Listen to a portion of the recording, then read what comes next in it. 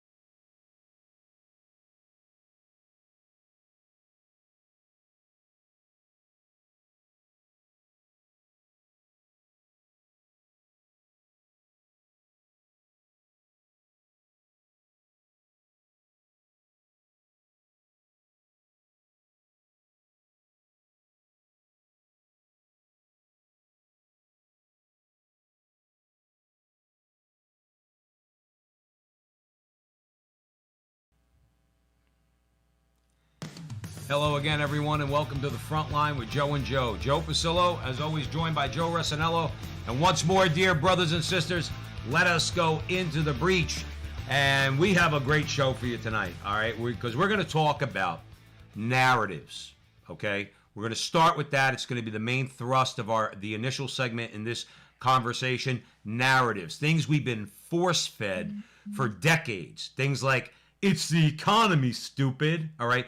And we're going to break it down a little bit because that's what we do at the Frontline with Joe and Joe. But first, we want to thank you all for being here. Please, wherever you are watching us, support us by giving us a click, a like, a share, friendship, hit the little bell, whatever the case might be. But this is a conversation that you're definitely going to want to hear, perhaps participate in. The chat room is open, okay? We actually have the first comment. Sally from Australia, so you know we're worldwide now, baby. Hey, Sally, how you doing? We got Colin and Barbara coming in, and everybody's going to be coming in as we go along. This is a great conversation, so we're going to break down a few of these things.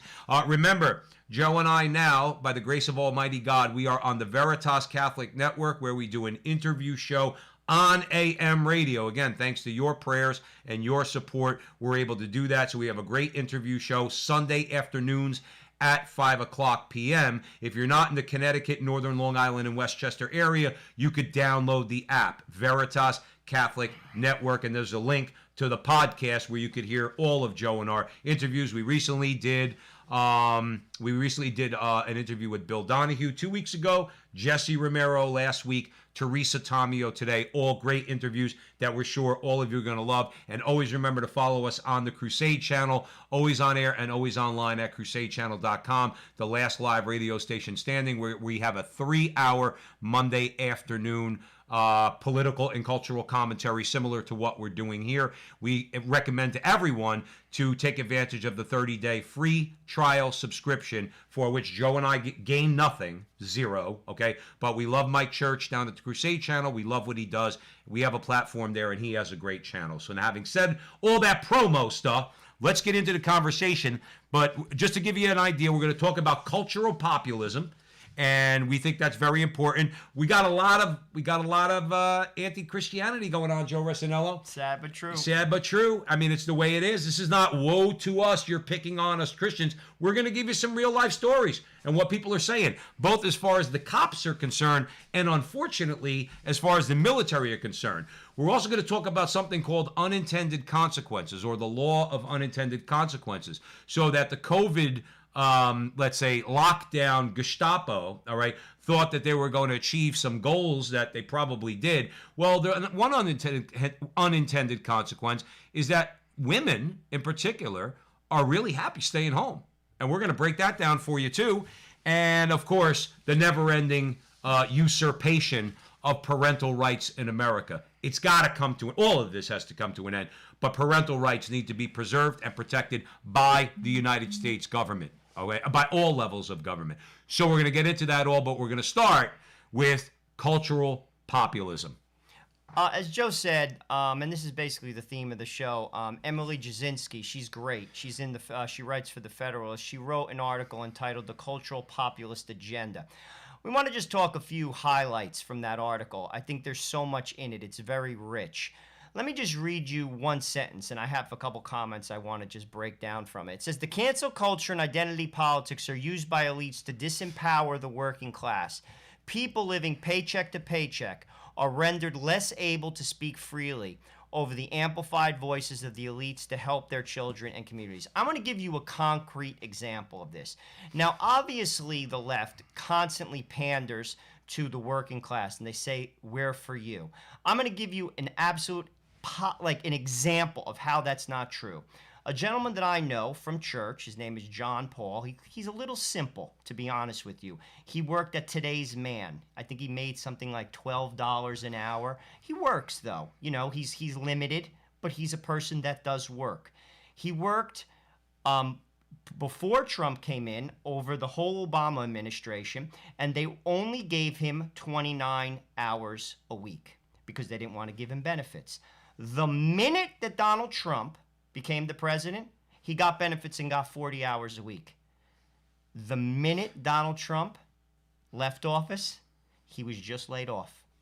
And that's why I bring this up. That's the very person they say that they're for, right? Right. He's a simple person. Right. He's a low-income person. He makes $12 an hour. Right. Rendered powerless. He's out of a job. Right. That, to me, speaks volumes. Yet that connection isn't being made by voters nor by the media. And frankly, I don't understand the mentality of a lot of Democrats who continue to speak to that narrative because it's simply not true. Well, it's not true. Okay, let's break this down a little bit because Emily Jashinsky, she's getting into some of the reasons or some of the people, let's say for argument's sake, that were disaffected. All right. By, let's say, for argument's sake, or voted against the traditional liberal Democrat, people who you would think would be liberal Democrats and who perhaps in the past were, but now really are questioning that. Again, part of the story that we're telling you tonight. It's not only about the economy. Now, in Joe's example, again, this is supposed to be the party of the working man. That's what we've been told our whole lives. But let's take it to a different level, okay? What we're not talking, Jashinsky says, we're not talking about bitter clingers. Remember Obama said we cling to our God and guns. He said we're not talking about bitter clingers who find themselves alienated by elites. Remember, it's always the elites who tell us and everybody else what is going through our minds. Of course, we don't have our own minds. We need the elites to tell us what's going through our minds. But Jashinsky makes a good point. She said, it's the Clinton voting parents of track runners who are losing scholarships to biological men. That has nothing to do with the economy, but that makes mothers a little bit worried, but are terrified to say anything critical. It's the single millennial living alone in a city, unable to make it through a Netflix film, let alone a book. It's the people addicted to pornography, parents who catch their kids watching videos. We won't use the title, but it's a Cardi B video, former stripper who performed a striptease at the Grammy Awards, okay? Her song, again, I won't give you know the song we're talking about. These people are tired of this. And can I give you an historical context? I've always thought this, by the way. Papa Bush, George H.W. Bush, trounced Michael Dukakis in 1988. Trounced him. It was one of the biggest landslides, if not the biggest landslide in American electoral college history, okay? Not everything about that had to do with the economy because what Michael Dukakis represented, he was an ACLU lawyer, he was from Massachusetts. People were turned off by him, okay? But now here's the reason why I say it's not just about the economy. And people actually, and I want your comments on this, Joe. I'll be as short-winded as I can. Al Gore should have trounced George W. Bush in 2000. You're coming off a good economy. It was before the market crashed. The election was before the market crashed in 2000. Al Gore did not win Louisiana. Now, Al Gore and Bill Clinton are both from the South. Al Gore did not win Louisiana, his home state of Tennessee, and Clinton's home state of Arkansas. But the economy was doing very well. Okay? The economy was doing very well, and people voted for George Bush. Again, a close election, but it shouldn't have even been close. Fast forward to Obama for a second. Obama, the economy wasn't bad under Obama. I want to disabuse everybody of the notion that the economy was bad. Did he put the brakes on it? Did he try to get us used to 1% economic growth? Yes, but me personally, and I know a lot of people were making as much money before Obama as after. It got better under Trump, but it wasn't a bad economy. I got crushed. Okay, all right, he got crushed. But my point is this: Hillary Clinton, given the fact that at least Obama economically wasn't a disaster, she should have trounced Donald Trump. And I want you to give me your opinion for that and get into what she's talking about here, because it ain't just about the economy. Hillary Clinton should have beaten Donald Trump like I don't know what, and yet she lost. She legit lost, and there's a reason why she lost. You could get into it. Well, I think a little bit it's the swing voters. Some of this stuff is unpalatable for the swing voters. Ultimately, it's the swing voter that determines the president. Sadly, I remember when what's his face, Romney debated Obama, and he was frustrated, and he said basically 47% of the nation is going to vote for you whether you say anything or not. We also saw that with Biden. Biden didn't even campaign, right? And people voted. They don't think, they just pull the lever. It's the swing voters. And what Joe, I think, is speaking to is some of this woke activism, which, if you ask me, comes not as much from Biden. I think he's more of a puppet. It's more from the Kamala Harris camp, the California representative that's bringing a lot of that to the White House, as well as Obama himself, who's still in the scene. Don't think he's not. It's the swing voter that this is unpalatable to. You're the average guy that you don't live, sleep, eat, and breathe politics. You just want to live your life. You're a Democrat, or you can go either way, and your kid is now forced to, your daughter's now forced to play soccer with a boy. Right. That's going to influence you. And that's a perfect example. There are a number of reasons, but that's a perfect example. And I actually think, with this next election, they're going to have an issue. Now, obviously, the tension is going to be around election reform, and that's what the Republicans should focus on, because whether you thought they cheated or not, it's undebatable what they did before the election. Tell everybody about what's going on, what you told me before the show. Remember something now. You can't do anything as a state. You're not allowed, like this.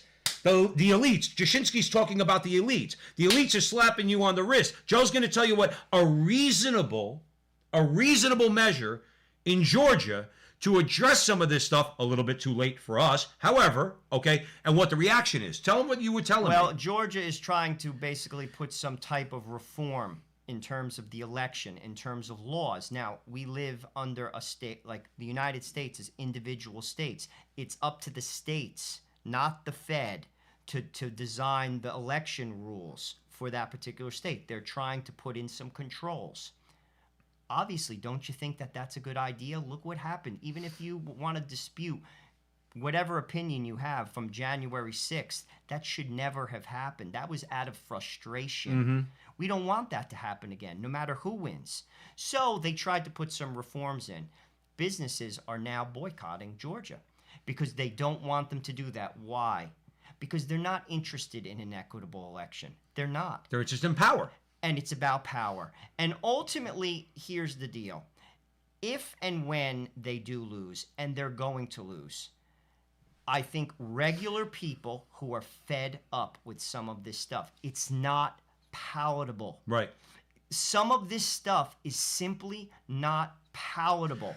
Get into some of the stuff. Let's right. I mean, she breaks it down, I think, in a really good way, because obviously, she's trying to say the cultural issues. Joe and I say all the time, we are in the breach of the culture war. The cultural issues matter, stupid. That's what I would say to the elites. When they say it's just the economy, it's all about the economy, stupid. No, the cultural issues matter, Mr. or Mrs. Stupid Elite. And the reasons why, Joe's going to tell you, and you're going to agree, because you understand that these are problems. These are problems that we face and we need to do something about. Some of them, I mean, here's the thing. Sadly, if you ask me, a lot of Americans don't care enough about abortion because it doesn't affect them. Sadly, how people live is how it does it affect me. And some of these issues are going to affect them. For instance, censorship. That's so un-American. Right. The press. What's going on with the press? That's not an American idea. They're only putting out one-sided views. They're not pressing Biden. They're simply not, guys. Whether you like them or not, It's just being fair. I'm being objective and fair. I got to digress for a second. They're not pressing him. Number one, what did he do? One press conference so far? And he did a horrible job of it. And look at, now again, one of the horrible. things, I mean, it's just embarrassing. I'm not going to lie to you, and I'm not going to lie to, like him or not. No, right, but I'm not going to lie to you, and I'm not going to lie to all the good people out there who are watching the front line with Joe and Joe. I couldn't, the thought of watching him just made me cringe. And you know what? I didn't watch him. But I know this. It's like underhand pitches. And he still mumbles this up. But just to digress, did all you good people out there see what they tried to do to Ted Cruz? Did you see that clip? Okay. No, I didn't. See, this is where I like. I got my issues with Ted Cruz, but this is where I like him. He stands up to the microphone, and they were addressing something having to do with the border and the media being allowed to go down there with them. The White House doesn't want the media there. But as soon as he gets up to the microphones, they're in the Senate hallway. So what is a reporter that won't do these things to Joe Biden, by the way, won't press Joe Biden at all? The reporter said to Ted Cruz, could you wear a mask? And Cruz went, we've all been immunized. He goes, but, he says, I'll wear a mask, but when I'm talking to the camera, I'm not wearing a mask. But nonetheless, we've all been immunized. And, that's what vaccinations are for. We've been immunized, all of us, because he had other senators standing behind him. So then what does this snowflake do? Well, could you make us feel better? And Cruz went just like this. Well, I do like the guy, I got to admit. He goes, well, you could step a few feet back if you want to. What's the guy going to say to that? You're uncomfortable? I would have told him kick rocks. There's the door. But at least Cruz, in his kind of politic way, said, well, you could step back a few feet if you want. We need more of that. But go ahead, Joe. But it's the media that Joe was about to talk about. And I wanted to digress, Joe, that because I thought that was kind of a funny story. Because that's one of those F yeah moments where you say like a Republican showing some stones. That's kind of like, yeah, I love it. But that media corruption. But I mean, ultimately, I think it's the swing voters that are going to turn on them. My bigger concern, though, is the election reform. That is big, people. I'm going to tell you right now. If they institutionalize some of the things that they did in these states before the election, let's not even talk about, like, fake ballots. I'm talking about voter ID. You have to show ID. Mail-in ballots, which, by the way, weren't audited, checked for signature verification. This is a layup. This is basic controls, basic. I vote in New Jersey. I'm from New Jersey. When I vote, for years, I go to my old grammar school. I used to go to Union School where I grew up. I'd go, the old lady who would be behind the counter, I'd say, hey, what's going on? Can I have your license? I show her my license. Can you sign right here? And then she looks at my signature, and she has a past ballot that I signed, and she looks at it, and then she gives me a ticket, and then I go and vote. Right. What's the problem? And I'll be honest with you, I want everyone to vote. I really do. But they'll try to say what you just described, which is normal and routine and no burden whatsoever. These Hollywood elites are going to try to boycott Georgia, and they're going to call it racist. But if you're a black guy in Georgia, if you go in to buy a bottle of Johnny Walker Black, you know what you got to do? You got to show an ID. And if you're going to tell me that if you're a black guy in Georgia and you go in to vote, you don't have to show an ID. Come on, we know what their scam is all about, and this is where Republicans need to show some backbone. If they don't, I'm sorry. Well, then we never win. And that's. Well, I hope they realize that. No, but I mean that's the issue. We'll never. Then basically, you're taking away the voice of the common man. It's now a puppet state. It's a puppet state. Right. It doesn't matter. It doesn't matter. You're no different than Russia with Putin. You think Putin loses? No, because it's made for him to win. Listen, I want everyone to vote, and then if a Democrat wins, good. Listen, you won. It's fair. Listen, we'll if you get win you fair, next time. We'll get you next time. And if you that's win fair it. and square, that's fine. That's it. That's the way it is. The people spoke, and that's all we're talking about. That's the key here.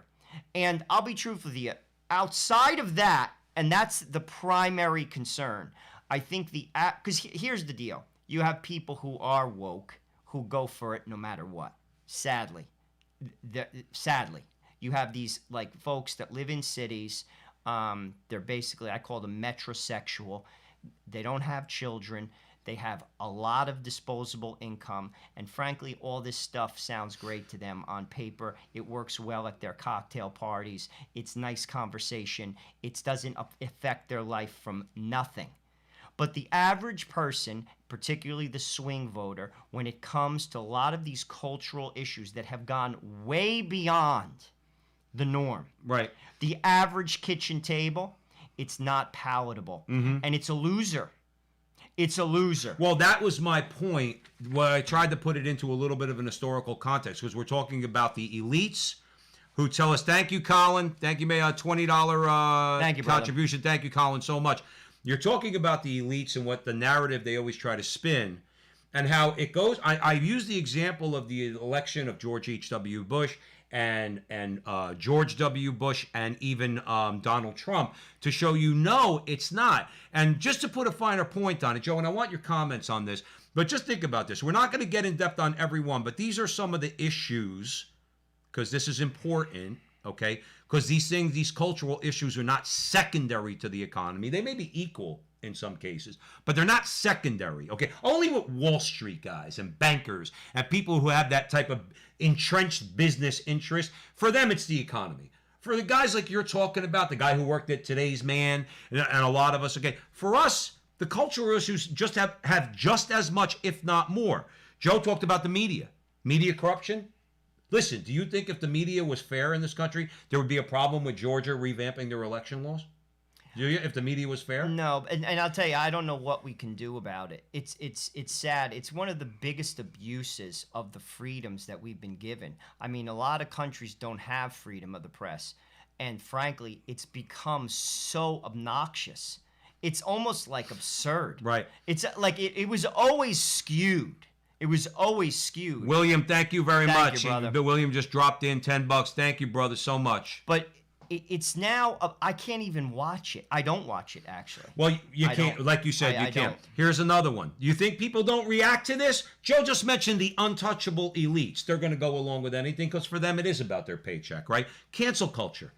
Cancel culture. You think a paycheck to paycheck person, you think that they're going to be happy, whereas Jasinski says they're rendered less able to speak freely over the amplified voices of elites to help their own children and communities? You got paycheck to paycheck people. They can't go to work. And let's say an average Roman Catholic, a faithful Roman Catholic, a blue collar guy or gal goes to work. They can't speak what they truly believe in the workplace. Cancel culture directly affects them. All you have to do is say the wrong thing. Here's what you say that's the wrong thing. Marriage is between one man and one woman. That person gets fired. If a snowflake hears them, that person gets fired. But I'll be honest with you, Joe, in truthfulness, this is sad, but I think they don't tilt the scales enough. Because that is a small minority of people that I agree with you because I'm in it. But if I'm a political analyst, I'll be honest with you, I don't care about that person. I want the lukewarm Catholic, and they don't care about that. Well, that's the elite. I know what I'm you're saying. talking about winning. Like purely forget about what's right or wrong. I'm talking about I'm planning to win this election. What I'm talking about is they've overplayed their hand. Not enough people care about that. And I don't think that's enough to swing it. And frankly, soon, I think the Republicans are going to be for same-sex marriage. Very soon. Because our country's godless. That's a fact. However, you're overplaying your hand when you're telling me that a boy can shower with a girl in a public high school.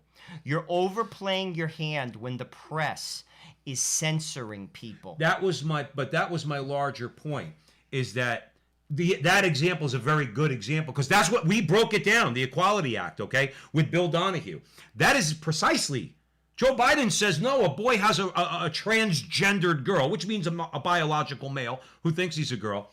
Joe Biden says, no, that boy has every right to be in that locker room with that girl. That person you're talking about, including in her view and Jasinski's view, a lot of liberals are saying, not my daughter. And we cover this on the Crusade channel, and we've covered this here. You have liberal cities like San Francisco, Los Angeles, cities in Illinois, that basically the parents who are spending incredible amounts of money to send their kids to private schools. We covered this on the Crusade channel. Harvard Westlake High School in LA costs $40,000 a year to send their kids, and they're indoctrinating them on certain topics that the parents are pushing back. These are liberal cities, and this is what I'm talking about when it comes to overplaying your hand. This is not Montana or North Dakota or Wyoming or Mississippi or Alabama, which can be very conservative, pockets of Montana anyway. But my point is this: it's this type of radical woke culture, and I think that's what Jasinski is basically speaking to, that it's not palatable to people anymore. The average person that has kids, not the city dweller, not the metrosexual, not the single guy or single woman who makes an incredible amount of money that lives in Chicago, Boston, Miami, Seattle, LA, Houston. This is the person who drives a bus. This is the person that works hard, is a nurse, and her husband works for UPS and has 3 kids. That's the majority of America, whether you live in Illinois, Massachusetts, or you live in Texas. Right. And here's the deal. Thank you, Linda. Linda Thank you just very dropped much. in $9.99. Thank you so much, Linda, for your support. That person is not going to go for this. Right. And I'll tell you another thing which I think is interesting. And this is my view, and I think it goes outside of what a lot of people are saying regarding Kamala Harris and Joe Biden. Joe Biden has to be there. Even if he's dead, they have to prop him up. Like Weekend at Bernie's. It'll be Weekend at Biden's. Because she can't carry it. He's there for a reason. She can't, and this has nothing to do with her being a woman, her being biracial. It has everything to do with her policies. Joe Biden is the wrapping paper in all this. Their policies are not palatable to the average Democrat. Forget about the Republican. And he needs to be there. And I don't think he's going to bow out, actually. Biden? Can't. If he bows out, they get crushed. Well, that's just my view. I think you're right. I don't think she can't carry it. By the way, he's not making any decisions. No, he's just the front man. But he has to be the front man. Right. That's my $2 opinion. They need Joe Biden, even if he's unconscious, because her policies, this is California coming at you right now. She comes from California. This is what they're all about. That's what Becerra's all about. That's what she was all about when she was the Attorney General of California. It's not palatable. It's not even palatable in liberal states. Yeah. So you're at the front line with Joe and Joe, and we're not going to get into it, but just food for thought. You're going to move on to the next one? Yeah, sure. Food for thought, because we don't want to spend the whole time on this, but the article itself is in the Federalist, Emily Jasinski. But just to throw the last couple at you, we mentioned media corruption and cancel culture. There's loneliness and isolation. That has to do a lot with, this promotion of opioids and drugs and booze and all that. So that's important to people. Pornography is important to people. Sorry, it's not puritanical to say that is not protected speech under the First Amendment. So she talks about that, and people are fed up with pornography and this pornographic culture. Obviously, big tech. All right, our friend Jonathan Ross at Holy Faith Media has been permanently banned from Facebook. The nicest freaking guy that we ever met, okay, helping our show tremendously, and he's getting perpetually banned on Facebook. We want to thank you, M. Janja, $20 Canadian. Thank you very much. Jonathan got banned on Facebook. Okay, so that whole thing has got to stop. And as we mentioned earlier about the boys in the girls' room, the whole idea of gender extremism, this stuff, as Joe, to use his word, it's not palatable, number one. And number two, that was my point in bringing up prior elections. It ain't just about the economy. People vote on those issues also. Don't let the media fool you. They're not secondary issues. You said people outside of the coastal elites, let's call it flyover country. And we don't say that in a condescending way. Joe and I wish we live in flyover country, okay? Because that's where the good people are. But those people, in other words, we're constantly being told that those issues only matter to them. Well, as Jasinski points out, no, it's Clinton voting parents too. Because this stuff is a bunch of trash. that needs to stop. Anyway, you're at the front line with Joe and Joe. Joe Pasillo, Joe Resinello, way in the breach. So we want to thank you all for joining us. Please, wherever you are listening to us, like, subscribe, share, hit that little bell, do all that fun stuff. And where are we headed next, Joe Resinello? Well, we're going to California.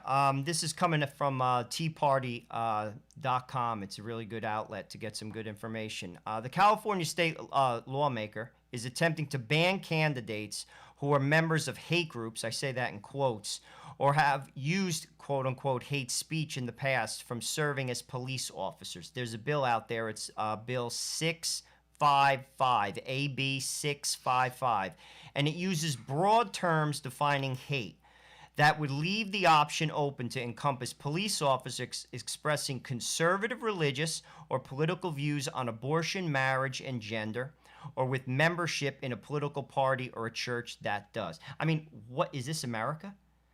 Is this America? But sadly, this is the narrative. And this is kind of what Jasinski is saying. This is overplaying your hand. Listen, say you're a cop. You're a cop. Pick the state. We'll say California. It's a liberal state, right? You're a cop and you are a Baptist. You're a Southern Baptist. You go to a Baptist church in California and you're black.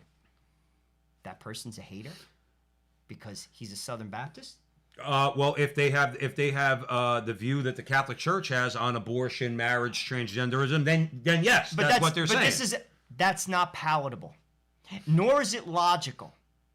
I try to sometimes, honestly, because I don't consider myself a Republican. To be honest with you, I'm a social conservative. There are many things that's what I am. That's reality. I mean, you're describing yourself in reality. And I will on many things have a conversation with somebody, because you could use your prudential judgment on conversations at the border, immigration. We could have a conversation on social conservative things. We're not going to have that conversation. But I digress. The point of the matter is, I'm stepping back from I don't have a political identity. I really don't. Mm-hmm. I'm a Catholic man. That's what I am. Right. And I say that by pulling back an objective person who says to me that man who's black, who's a Protestant, he's a Baptist, and believes that marriage is between a man and a woman, is a racist and can't be a cop. I'll be honest with you, you're nuts. Sorry. I wonder who's going to be left to be police officers, number one. I'm sorry, the majority of the country is Christian. It's just the way it is. But you know where they're going with this. I wish people would understand. Now, it's obvious, it's a very good thing to talk about, let's say, the details of this particular story. But we know where they're going with this. The left they have an assault on we saw it all summer long. We've been seeing it for years now with this assault on the police, local police departments. If they can't do away with local police departments, because what they want is one broad national police department that they can control from Washington. Local police departments tend to be more independent and tend to be more conservative minded. So we know that. But then with this type of idiotic legislation, what they're trying to say is, okay, but in the meantime, until we get to that point where we have a national police force, which God willing we never do, okay, let's neuter the police as much as we possibly can. Therefore, if you're a cop and you are pro-life, or you think marriage is between one man and one woman, or you think that biological male shouldn't be in a locker room with your daughter, then you are a member of a hate group and you are promoting hate speech and you shouldn't be a cop. If you can't see, if anybody cannot see, number one, the danger in that, and number two, the need to call this, what's this woman's name? It's Ash Kalra. Yeah, Ash Kalra. Man. Assemblyman Ash Kalra, who's a Democrat in California. If you don't have the nerve as a Republican, even though you're so outnumbered in the state assembly in California, to look at this assemblyman and say, listen, absolutely not. And what you're saying is hate speech. And turn the tables on them. That's what we lack the spine to do, by the way, Joe Resinello, is to turn the tables on them.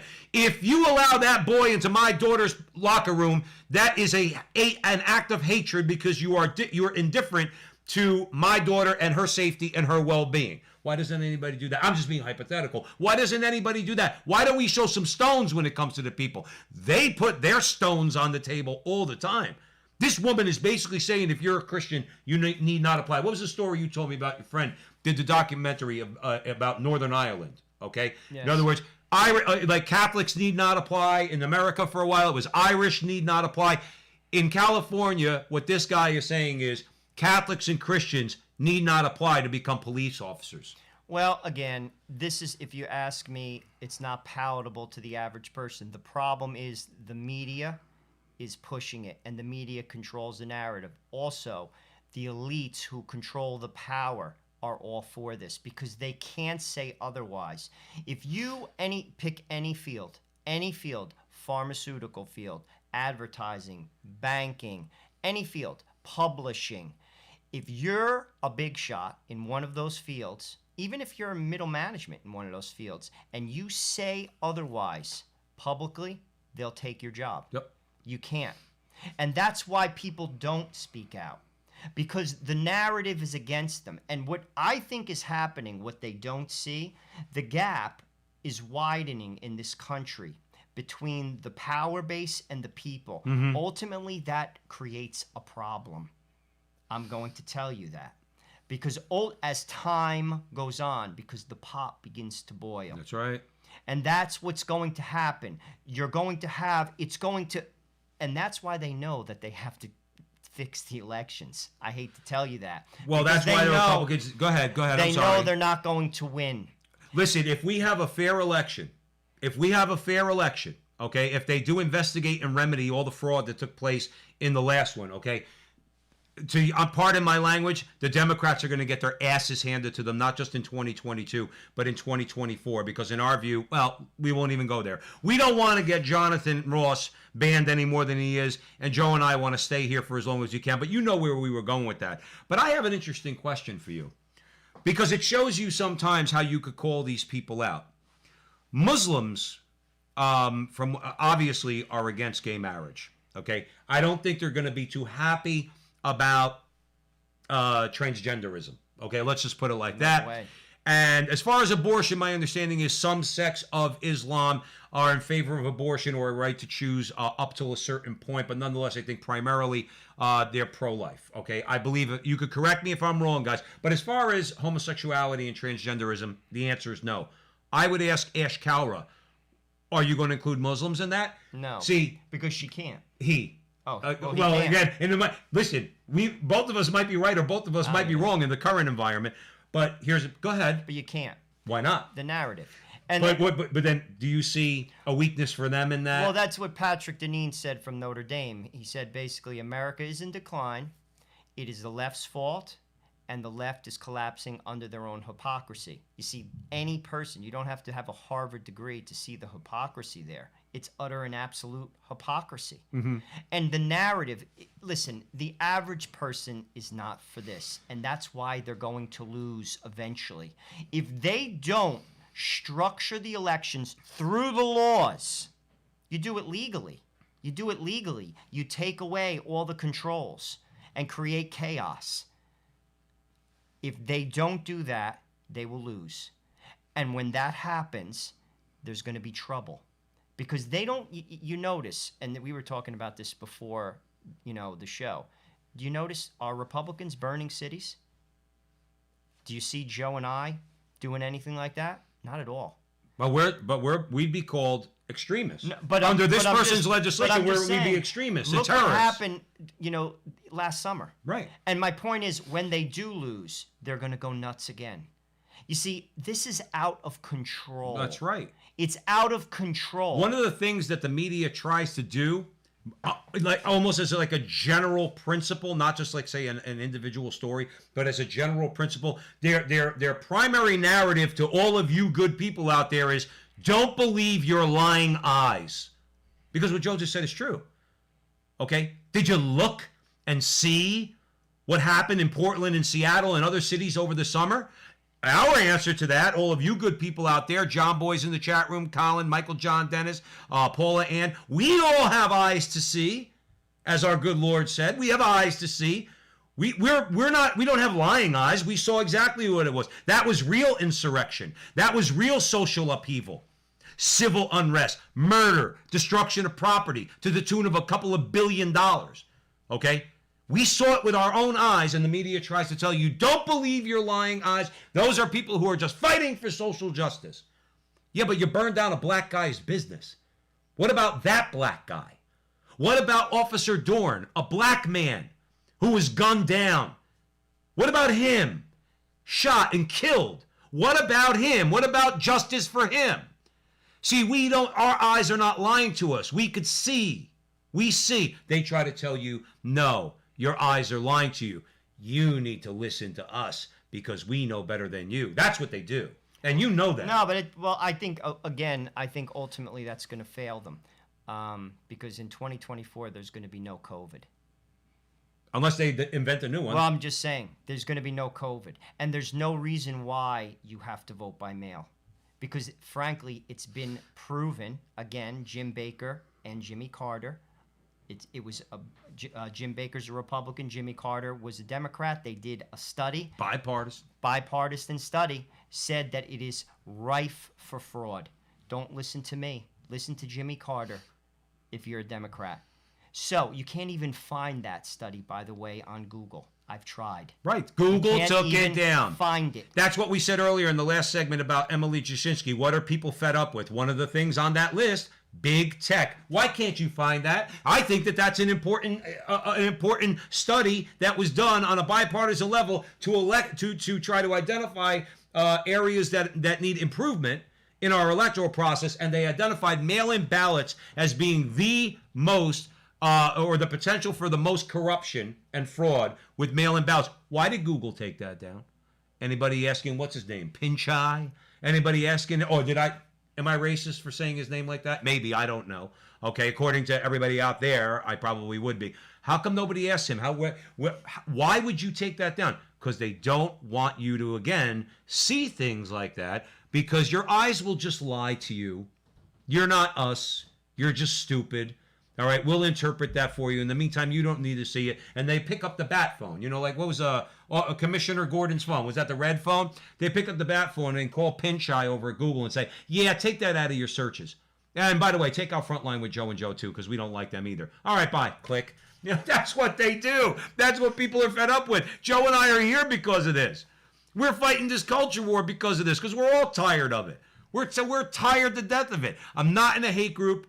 Okay, and there is no need to have to defend ourselves from people like Ash Cowra. She should be called out and censured for anti-Christian bigotry, and she should have him, his ass kicked right out of the California State Assembly. That's what our thoughts are on that. Our next story is coming from VDare. This is an interesting tale. We covered this last week, basically extensively on the Crusade channel. It's basically during military training sessions to address extremism in the ranks, some of the service members have challenged why the Pentagon is not treating the violence during the racial injustice protests over last summer as equally as deadly as the January 6th riots. And that's a valid question. And again, it's the narrative. It's the narrative that's being put out there. Frankly, a lot more people died. And also, in terms of pure dollars and cents, $2 billion worth of damage was done. You know how much damage was done on January 6th in financial terms? Between 100 to 1 million, give or take. Let's highball it. Let's say 1 million. Let's say 10 million. I don't even think it was that much. No, it wasn't. It wasn't. But let's say 10 times what the estimate is. The estimate is, let's say, on the high end, the million. Let's go 10 times that. $2 billion. Now, $1 million worth of damage to federal property when they have to fix it, okay, that you pick up the tab for that. You know who had to pick up the tab for the $2 billion of damage that was done by Antifa and BLM and the rest of that horrid crew? All right, business owners who had their businesses blown out, okay? That's who had to pay for that. Local citizens who had to spend money to rebuild their towns, if they even are rebuilding. That cost average people that $2 billion. $1 million for the federal government, they spend that in a nanosecond, usually on something useless, okay? But that's what you're dealing with. Here's the thing. You're looking at, again, we're talking about elitism here. This blatant elite. Now they're bringing it into the military. So a rank and file corporal, okay, says, well, hold on, guys. Hold on, with all due respect, you know, there is a chain of command, and you don't want to breach the chain of command, all right? So what is the difference between January 6th and what Antifa did in Portland over the summer? Can you explain that? Well, you're not us. We're the army brass. You're a grunt. You'll shut up, and we'll tell you the difference. Because those people are freedom fighters who were in Portland, Seattle, and these other cities. And these people on January 6th are violent, terroristic revolutionaries who want to overthrow the legitimate election of President Joe Biden. Well, and they're being told that. Before we even get into it, John Boy, tell Virgin Most Powerful to put us on. I've been trying to get on that station for a year, maybe 2. And I think we're a perfect fit. I just want to add that. You picked it up too. I've been saying that for over a long time. I think we're perfect. Tell Terry and Jesse to put us on. I digress. Anyway, in terms of this, I want to bring up one point. I wonder if even the military brass think this across the board. One thing I saw with this particular regime when they came to power, they actually made the Joint Chiefs of Staff. You could find this on Google. Don't do it now because you're listening to us, but after the show, Google the letter.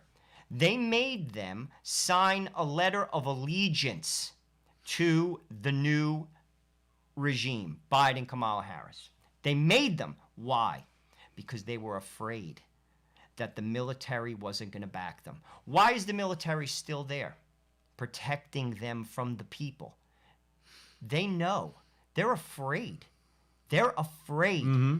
There is no question in my mind. Well, it's the same impulse as trying to tell Christians that they need not apply for let's say, to be a cop in California. It's the same thing. Most people in the military, in the rank and file, are not for any of this nonsense. Now, that's demonstrable. I can't point to the study. One of the reasons, I'll give you an example. Absentee ballots.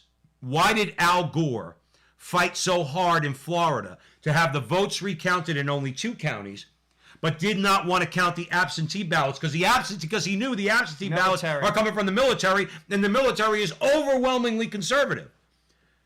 Rank and file military men and women look at this woke nonsense and they say, you know what? Not here. Joe said we covered it on the Crusade channel. Rush Limbaugh used to say, God rest his soul, Rush Limbaugh used to say, what's the purpose of the military? To kill people and break things. It's a sad state. I mean, it's the idea. I mean, it is part of human history that all nations need a military. You have to protect yourself because other people, quite frankly, suck. And a lot of times, if you're a good nation, you need to defend yourself against others who would attack you. It's just the way it is, okay? The military is there to kill people and break things. The one thing you don't do social engineering experiments with the military. You know who knows that? The military rank and file. That's who knows. So you get this guy. He is the chairman of the Joint Chiefs of Staff, Ramon Colon Lopez. You want to talk about Orwellian doublespeak? That's a great name. Unfortunately, it belongs to a liberal who's the chairman of the Joint Chiefs of Staff. I love it. Or else I would say it's an awesome name. But he's saying that this is coming from every echelon that we're talking to. Some people may think that, all right, so the events of January 6th happened. How come you're not looking at the situation that was going on in Seattle prior to that when questions arose of why last summer's racial injustice protests, that's what he called them, racial injustice protests, didn't trigger a similar review of extremist views? Tough conversations have followed to make sure that military members understand the difference between Seattle and Washington, D.C. This is Orwellian doublespeak. This is what he's doing. Don't believe your lying eyes. If you watched what happened over the summer and you watch what happened on January 6th, you cannot compare them. You cannot compare them. January 6th was a skirmish, and unfortunately a girl died. A girl got shot and died, unfortunately. A veteran. Okay? But there's so many factors there. That's why the prosecutors are looking for, we covered this a couple weeks ago, the prosecutors are looking for another 60 days because they don't have enough evidence to prove their case. But these military rank and file people, they're saying, well, wait a minute. I see this over here. This looks really like a skirmish. That looks like an insurrection over there in Seattle, Portland, and other places. And basically, Mr. Lopez, chairman of the Joint Chiefs of Staff, is telling him, don't believe your lying eyes. That's what he's saying. That's only going to go so far. Truthfully, I think we're in trouble because of that. You cannot have basically, after a while, it's the regular man makes the wheel turn. That's in any country. At the end of the day, you have to basically appease the regular man, whether you like it or not. And frankly, after a while, I think it's the pot's going to boil. Well, I think it has no choice. Boy, it's happened historically. And it goes back to our original conversation. It's not just about money. People are tired of it. Joe, if I keep going like this to you, now I'm not punching you in the face, but if I keep going like this, you're going to go, Joe, stop. And I keep going like this, you go, Joe, stop. And now I'm only poking you. Eventually, you're going to give me a backhand. Eventually, you're going to say, Joe, I told you to stop 5 times. You're going to. That's what they're doing to people. They poke, Joe. They poke. And if you keep poking and you let them, eventually they start to hit you. Eventually, they start to punch you. Now, we're not advocating violence, nor will we ever, okay? But I'm just using that as an analogy. They love rubbing people. They love trying to provoke a reaction. Why do you think they seized? January 6th wasn't the reaction they wanted. They wanted a lot worse. They took what they could get, and they got their media comrades to go and run with it. Okay, to make it seem, I met somebody who is in law enforcement in D.C. and called it an insurrection. But I was at a friend's house, so I had to keep my mouth shut. I was going to say, that was no insurrection. What are you, drinking the Kool-Aid? But he was a nice guy, and I didn't want to argue with him. You know what I mean? It was a social function, and I didn't want to get into it. Okay, they call it insurrection. It's not insurrection. Can I address something in the chat room? Sure. Michael John Dennis is with us. Okay, Michael, what's happening, brother? Michael, we covered Milo a couple weeks ago. Now, Michael's gay, okay? Michael's a traditional Catholic, and he's a patriot, okay? And I just want to address this because Michael knows, but I'd like for all of you to know, okay? It's very simple, okay? Joe and I, we're faithful Catholics, as Michael is, okay? And I understand we all have our thing, okay? We all have our sins, okay? Bottom line is this. So because some people might be surprised to see Michael's comment where he says he's a patriot, he's a faithful Catholic, and he's gay. Michael, we love you, and my larger point is we are only fighting against an agenda. As you have commented, you are too, because he's against all this nonsense too. Good for him. He's against it. Well, Milo wasn't. Why do you think Milo was hated by the left? Because Milo turned around as a practicing gay man. Milo gave a lecture where he turned around and said, the Catholic Church is right about everything. He did an interview with Michael Voris. He says, I know I'm not living up to the standards of the church. That was a couple years ago, and now he came out and he says he's ex-gay, which is really making left-wing heads explode, okay? But I just wanted to address that because it's always important to note. We are fighting against agendas is what we're fighting against. But we love all people, and we're not just saying that because we pray for all people every day. So were we going on to the next story? Yeah. So we're at the front line with Joe Pasillo and Joe Rossinello way in the breach. And what do we have? One more left? 2. All right, so we got 2 more stories. I like this. I really like this next one. So they're going after cops and they're going after the military. We can't let them do it. Susan Salmons in Crisis Magazine had this to say. It's a very interesting perspective. She said, early March saw a flurry of tweets from women bemoaning the looming return of life to its pre-pandemic whirlwind, blazers and heels and carpooling and rushed meals, less time at home and much more time on the run. What professional women found in 2020 was that allocating their time and budget to a greater extent at home is more effective. They're happier, basically. That's at the gist of the argument. And I have a couple thoughts on this, and I think it's accurate. I mean, I have a job where I could work from home, and so does my wife. And I think our lives, I hate even to say this, it's almost sinful to say it, but our life improved. Some other people's lives didn't, however. And I think we have to talk about... Tom Gugliotta, thanks, brother. $20 Canadian in the chat room. Tom Gugliotta, thanks, brother. But I think you have to talk about the underlying factors here. Why do women work? I'll use my wife's and our daycare. Not only did she lose her business, she's leaving New Jersey. She can't afford to be here anymore. Who are we talking about? Maria. I didn't know she closed down. My point is, people don't work because they want to. They have to. Mm-hmm. Why is that? Well, people need benefits. A single man who has a job in America, say you're an electrician, you make a good living. How are you going to have benefits? It costs too much money. I'll tell you what my benefits cost. My benefits cost $800 a month for my family. I have benefits. I still have a deductible, and I still get medical bills, residual medical bills. How does an average family afford that? Also, employment at will. Why do women have to work?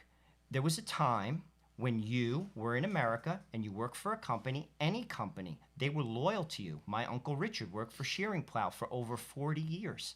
They were loyal to you. Not anymore. Not anymore. Reorgs happen, you're out. Right. You did your job, you're out. Or they insource you. They move your job to Salt Lake City. The point of the matter is this. Of course they enjoy it because it's the right thing to do. It's the best thing to do.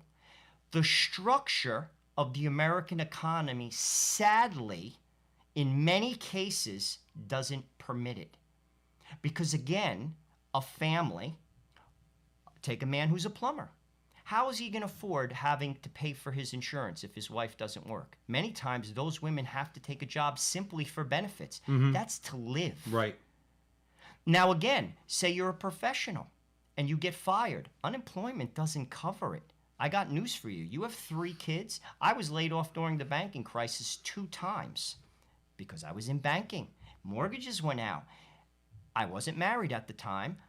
I owned my apartment outright, and I didn't have a car payment. So I wasn't affected. I know many people that lost their houses.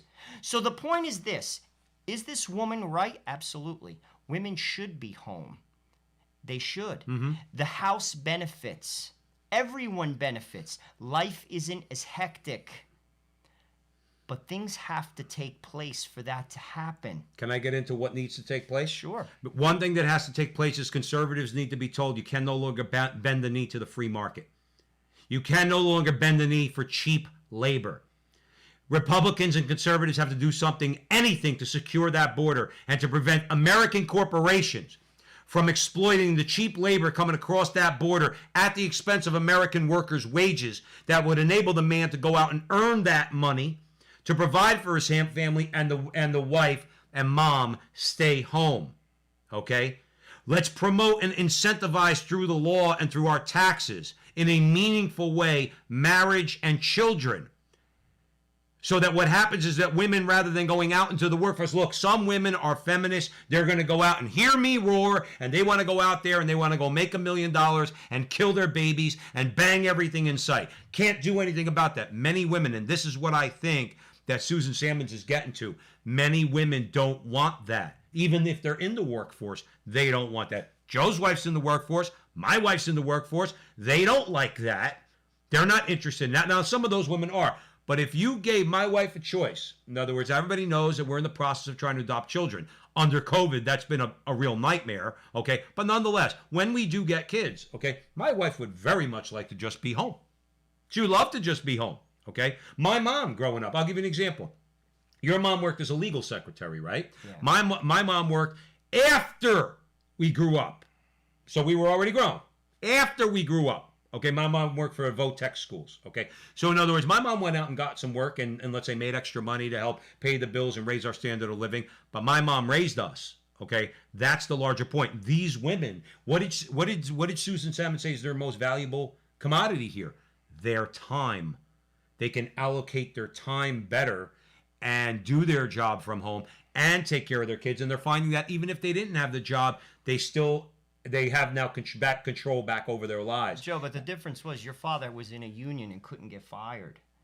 Well, he did always say job security was a big thing. But my point is, that's you see, now the employment it's different. There's no loyalty to people. You see, the problem is a lot of these women, it's a layup. Of course they want to live. Listen, your life is easier. I got 8 hours a week back just as a man. But I could work from home. Not everyone can. And that's why a lot of people got crushed. This article isn't covering the people who lost their jobs.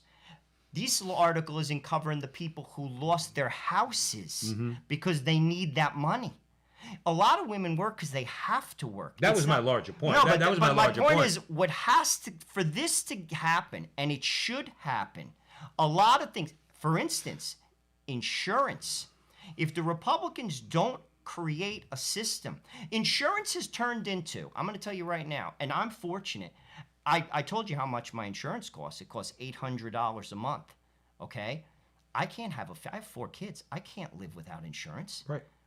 I can't. I'll be bankrupt.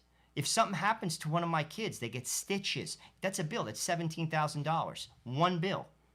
I can't not have insurance. Mm-hmm. Insurance is turned into something, it's a luxury for people who have quote unquote good jobs. That's not right.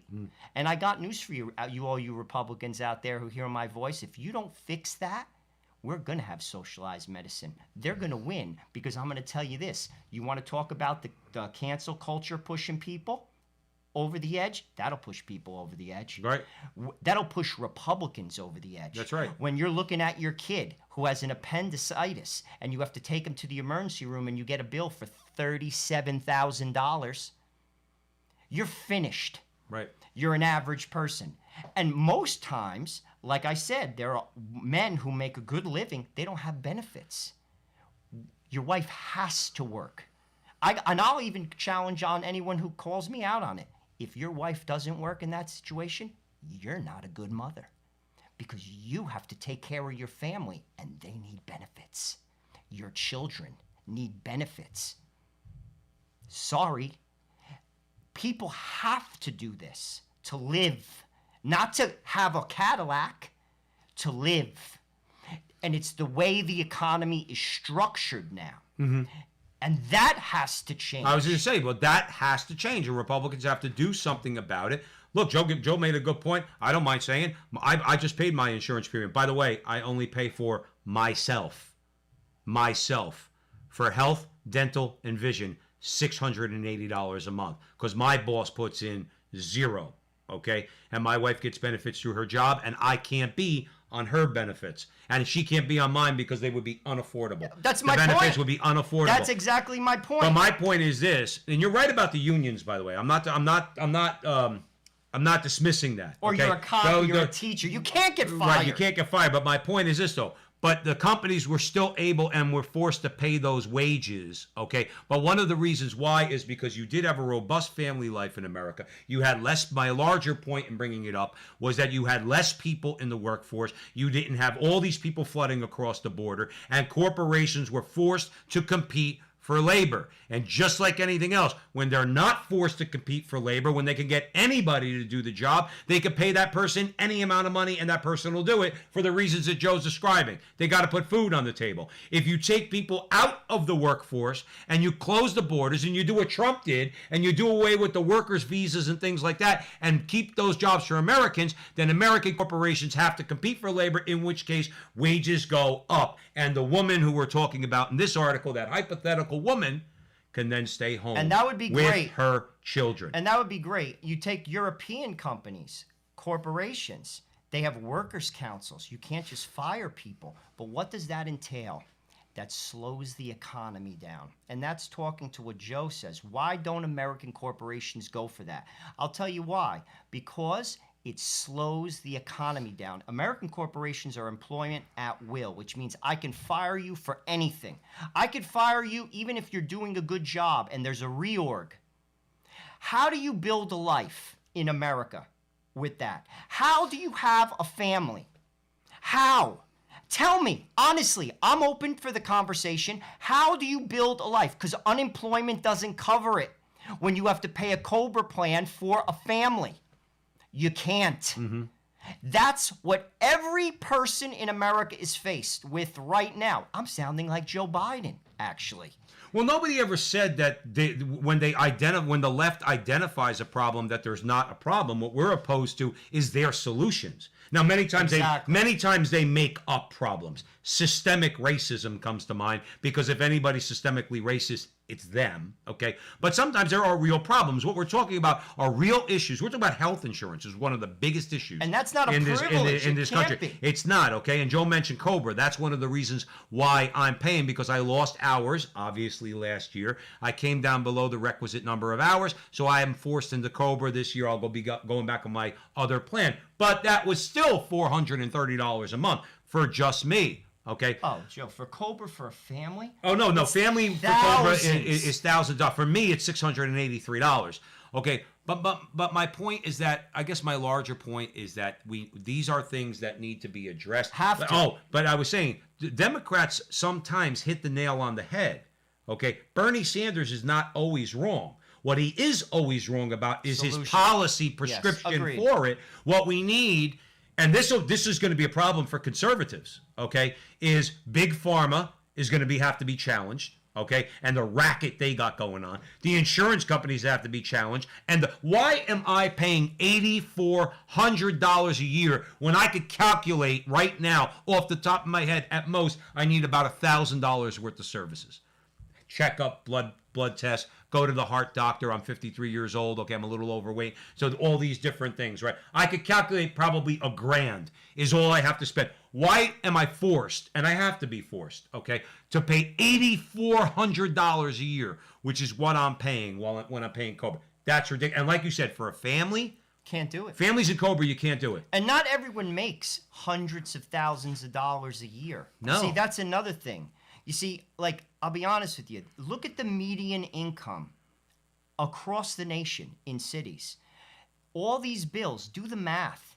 It doesn't work out. I could remember, I'll tell you another personal story. I can remember a guy, he was an officer of Morgan Stanley, a CPA and an MBA. His wife didn't work. He was my friend. He got sacked. He had 3 kids. He was screwed. He's of the 2% in this country. Who has an MBA and a CPA from Fordham? He could not make his bills. If he can, and that was in 2008.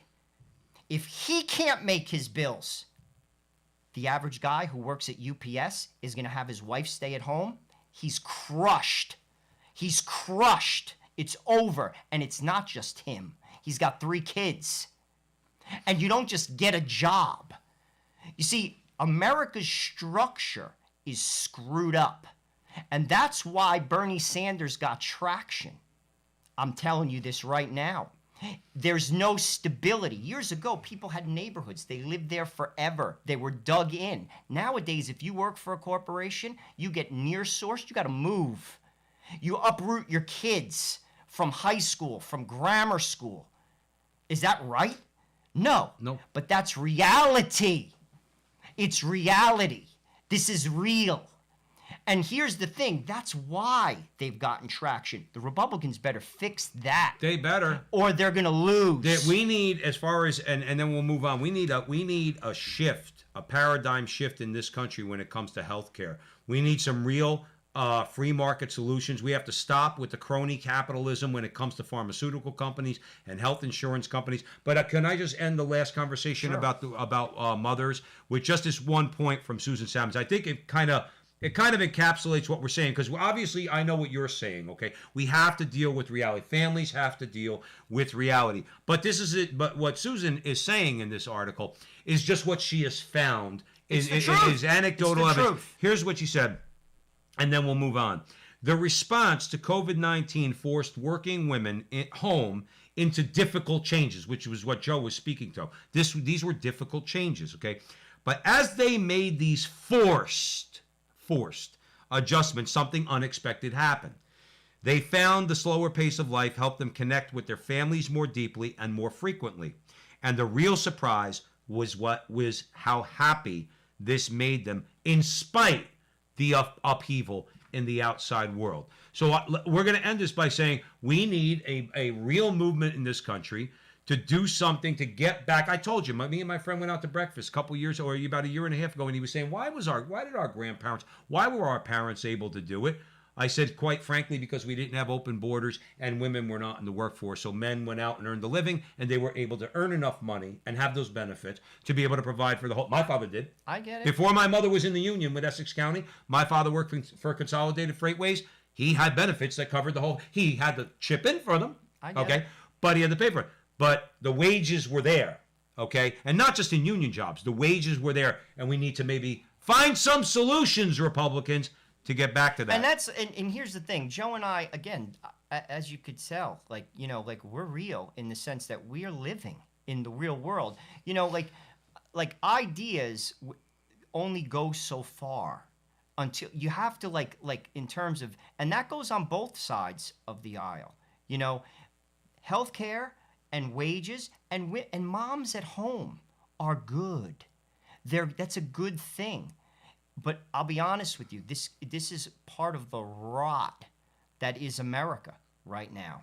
That's a cultural problem too. Big. I don't think it's as much a political problem as that's a cultural problem because a lot of women buy into feminism and everything else, and I have to go out and do this. I have to go out. Like Joe said, most women in America, if the man, we'll leave it here, if the man was able to go out and earn enough money to raise that family and provide with that family, most women in America, I would say, except for radical feminists, most women would say, you know what, Joe, thank you, go out and earn the money. I know my wife would say the same thing and say, I'll stay home with the kids. Absolutely. As long as, again, we have to live in the real world. If I could go out and pay the bills and provide for the family with health insurance and everything else, savings, college, all that, then guess what? Yeah, women want to stay home and take care of the kids. Anyway, you're at the front line with Joe and Joe. Joe Pasillo, Joe Resinello, way in the breach, and a whole bunch of people out there. Colin Daniels just joining us, and a whole not in vogue KC Royals fan. KC Royals fan said, "Wear your scapular." KC, got it right here. All right, so Joe, we have one more story, and we're talking about moms, dads, right? We're talking about elites. We started the conversation talking about elites and things that people have a problem with. Okay, so this final story, again, this is what we're going through in this culture war. I'm handing it over. Charlie Butts of One News Now had this to say. Illinois has passed a law requiring that parents of minor girls seeking an abortion must be notified before the girl can terminate the preborn. I want to stress one thing. This is Illinois. This goes to what Joe was saying in the very beginning of the show. It's gone too far. This is not a conservative state. However, this hasn't been put into place for 15 years, okay? Mm-hmm. And what's the driving factor behind this? A minor girl, isn't equipped to make such a decision. It's like a girl who wants to transition into the body of, say, a boy. You're young. You don't know that this is for life. It's like putting a tattoo on your forehead. Yeah, it'll be there when you're forever. 80. Yeah. You know what I'm saying? And an abortion, if you're an adult, I still don't agree with it, but there are consequences. Just like in anything in life, there are consequences. And what they're basically saying is a young girl is not equipped to make that decision. But I want to just point that out. It's Illinois that's saying it. Mm-hmm. And this goes along with what we were saying at the beginning of the show. They're overplaying their hand. That a parent has no say in their 15-year-old girl. Well, tell the people why this is a loser. Because Charlie Butts, obviously, he backs this up with some numbers. Why is this a loser for them, Joe? Well, ultimately, you look at some surveys that are conducted. 72% of voters oppose overturning the law. Right. And that includes 58% who consider themselves to be pro-abortion. Now, stop there, because pro-abortion people, I always say, Joe and I don't consider everybody who calls himself pro-choice to be evil.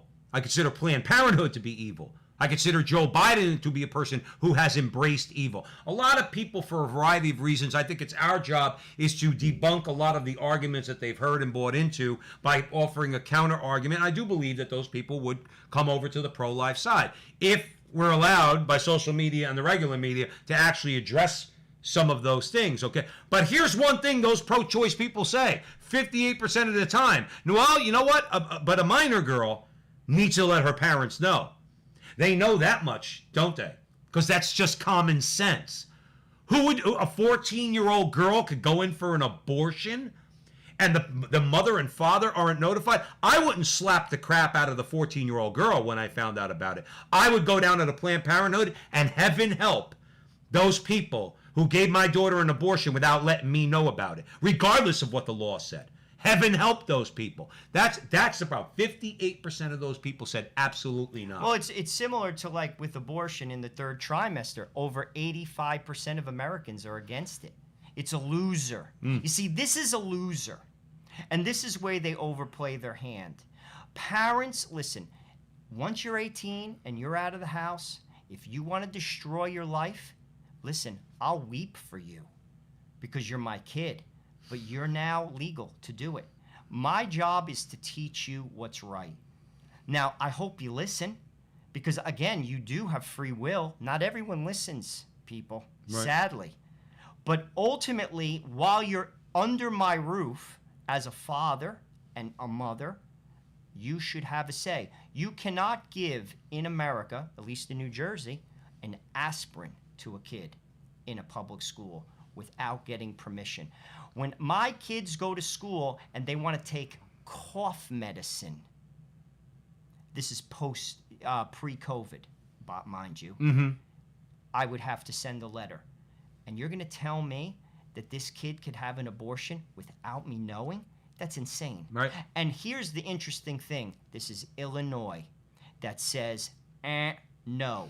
We talked about LA in schools that are against what's being taught to their kids. You're overplaying your hand.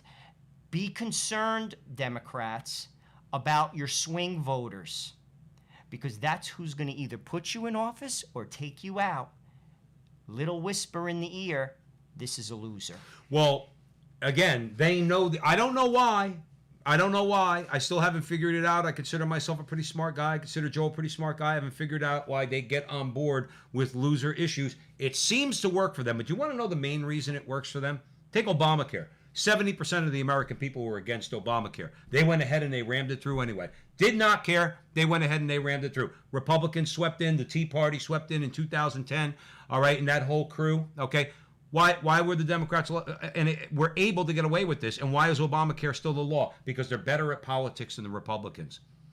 And they'll get this done in Illinois. If you give them enough time, they'll get this done. Because Republicans suck at politics because they have no heart. They don't have the heart. They don't have spine. They don't have any courage. And I dare say many times they have no conviction. But they don't have the media, too.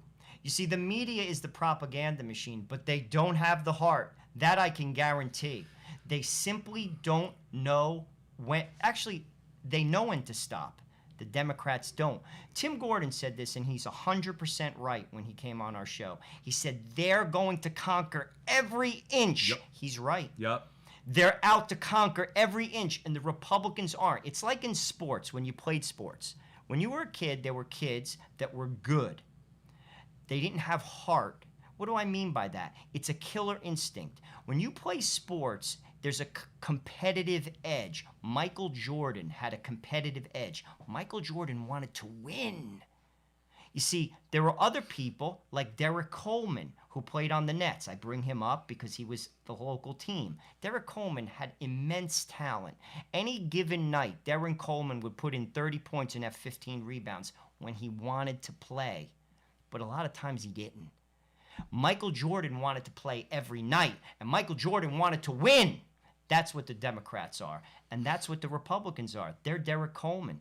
They don't have the competitive edge, the willingness to win. And you know something? Again, I played sports. You can't teach that. Yeah, that's true. You can't teach it. That's true. There are kids who have that naturally. They're competitive. And then there are kids that are easygoing. They just don't have that. They may even have the talent, but they don't have the heart. The heart's what gets you over the line. The Republicans don't have it. Well, the Republicans better get it. They better talk about paradigm shifts. They better get it. Mitt Romney better get it, and the rest of Susan Collins. We talked about Emily Jasinski, who I think is infinitely smarter than Mitt Romney and Susan Collins and the rest of the wishy-washy Republicans. These cultural issues matter. Voting against the Equality Act matters. Holding the Joint Chiefs of Staff and the Army brass to account. No, there is those. You're not going to impose. You're not going to describe certain members of the military as haters or hate speech or hate groups or terrorists or extremists simply because they're Christian or Catholic. And the people in California need to step up, and they need to tell that Ash Garrow, whatever his name is, no, you're not going to tell cops if you're Christian, you need not apply. This is where they have to step up. You have to step up in this culture war. And Republicans better get it through their head, Joe. They may very well do something about these elections. They may very well sweep in 2020. Are you going to give us more of the same, Utah? Are you going to vote for Mitt Romney? Are you? Because if you are, then don't do us any favors. I'd rather get beaten by the left, but fight, than lose to the left because of Republicans that cave in all the time. I really would. And that's the truth. No, I get it. I mean, it's heart-wrenching, actually. But you know something? Enjoy your hour. That's what I would say. Who has his day? God has his day. This will collapse. It's sad. I say this all the time. It's like watching a drug addict. It's like watching a drug addict destroy themselves. We're destroying ourselves. Look at California. You're going to tell me, look at the fruit that your leadership has bore in California. People are fleeing California, and I don't blame them. They've lost house seats. I don't blame them. How could you raise a family in such a place? I was having a conversation the other day with somebody. The idiots, I'm sorry, Lord forgive me. The idiots that are leaving California because they don't like what California has become, because of the people that they themselves voted for, are now going to Arizona, Texas, and Florida to go bring that same politics down there. You just escaped it. That would, to me, would be like second-generation Cubans whose grandfathers and fathers have told them all about, because they knew it firsthand, all about the Castro regime, all about the totalitarian regime in Cuba, and their fathers told them about it, and their escape, and their moms told them about it, how their grandfathers were shot by Che Guevara and Castro, and then the second generation comes here, and they vote for the same type of people that put Castro in power. Why would you do that? I don't know. I don't know. But that just, it's the weight of it. It can't sustain itself, is my point. Those choices have consequences. We're seeing it. California is a wasteland. So is Washington in the big cities, Seattle. Go to Oregon, look at Portland. It's a wasteland. It doesn't work. You know a tree by the fruit it bears. Forget about your political hat. It doesn't work, guys. Sorry, your ideas are bad. And what's going to happen is, if this continues, these ideas are bad. They're bad. America will fall as a result of it. It will fall. So let's right the ship. And here's the thing. If it doesn't fall, when it falls, the whole world will be affected. The whole world will be affected. That's reality. Yep. And sadly, I watch it. I don't have all the answers. Listen, it's common sense. Our show is about common sense. We're watching it happen. Look at the fruit it bears. Forget about your political hat, and then make your choice. Yep, there you go. Ed W., thank you, brother. California is ruining North Texas as fast as they can, and Ed threw $9.99 into the box. Thank you very much, Thank Ed. you, brother. God bless you. I want to end with this, and then we're going to leave. And we love you all. I want to thank you for joining us at the front line with Joe and Joe. Charlie Butts, if you think passing laws are not at least some part of the solution, and we do need effective laws, okay? The Parental Notification Act saves an estimated 1,000 babies a year, catch this, and is responsible for a 57% drop in teenage abortions. Not only that, it also protects the young girls from sexual exploitation from older men, simply because Planned Parenthood has to pick up the phone and call little Jane Smith's mom and dad and say, your daughter's here to have an abortion. Because a lot of women, unfortunately, young girls are exploited by older men. And if the parents don't need to be notified, you know what can happen? That older man can then manipulate that girl and take them down to Planned Parenthood, have an abortion, and continue to control and manipulate that girl. So it's the Notification Act is pro-woman. So we're going to leave it there, and saves 1,000 babies a year. So we're going to leave it there. We want to thank you for joining us at the front line with Joe and Joe. Thank you for all of you who contributed financially. We would ask you to contribute with your prayers for the continued success of the front line with Joe and Joe on the Crusade channel, on Facebook and YouTube. We're on Veritas Catholic Network with our interview show, and it's all because we are in Our Lady's hands and your prayers for us, and we're keeping it moving. We're keeping to grow the show, having the hard-hitting conversations, talking about things not everybody wants to talk about, and doing it as best we could. Kitchen table politics, kitchen table cultural commentary. That's what we're doing here. So thanks again for joining us. Like, subscribe, share, do all that fun stuff on Facebook and YouTube. And remember, for the next time, from Joe and I, that our conversation is your conversation, and that conversation, it's going on everywhere. We'll talk to you soon.